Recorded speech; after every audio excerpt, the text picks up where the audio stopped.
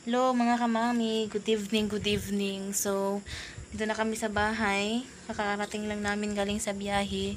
Very pagod talaga ako mga kamami. As in, pagod na pagod talaga ako kasi galing pa ako sa trabaho. Pagdating ko sa, pag out ko galing sa trabaho, dumiretso na kami sa bahay at nag-impake agad at nagbiyahe agad papunta dito. So, sobrang bugbog talaga yung katawan ko mga kamami, as in sobrang pagod, sobrang hirap, sarap matulog, sakit pa ng puson ko, marami akong dinamdam ngayon na sakit mga kamami.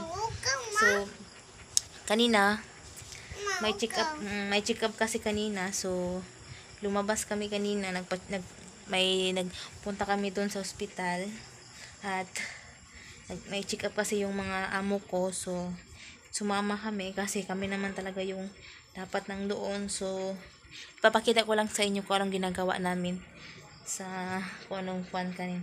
So dalawa kami kaya na sumama, yung kasama ko at saka so nagkakupol pa kami ng damit. So yan, pakita ko lang sa inyo, yun ang aming video kanina. May video yan, Day? Hi mga kamami, so ito kami sa mall. Look at that, oh, couple kami, dalawa damit. Ganyan talagang mag-best friend. Hindi lang kami mag-best friend, mag-anak talaga kami. So, nandito kami ngayon sa SM. Look at that. Are you okay? So, babalik na kami sa mga amo namin. Doy, ganda dun, Doy. Gusto mo? Pwede lang siya i-video din habang na-picture tayo.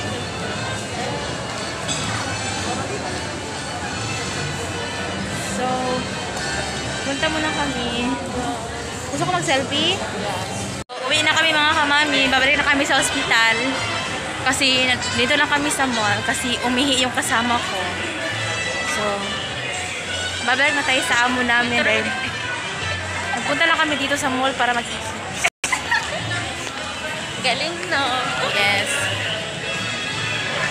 So, labas na kami. Thank you. Let's go, baby.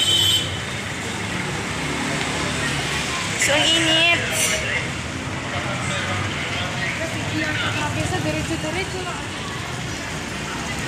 So, galing sa malamig, bilad kami ng araw. Pasok kami doon sa hospital.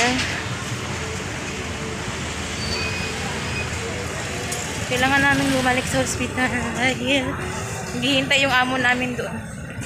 Kami sa SM. Yes. Ito, Day. Yan ang SM, guys. Peace. Dan tayo. So, akyat na tayo ulit.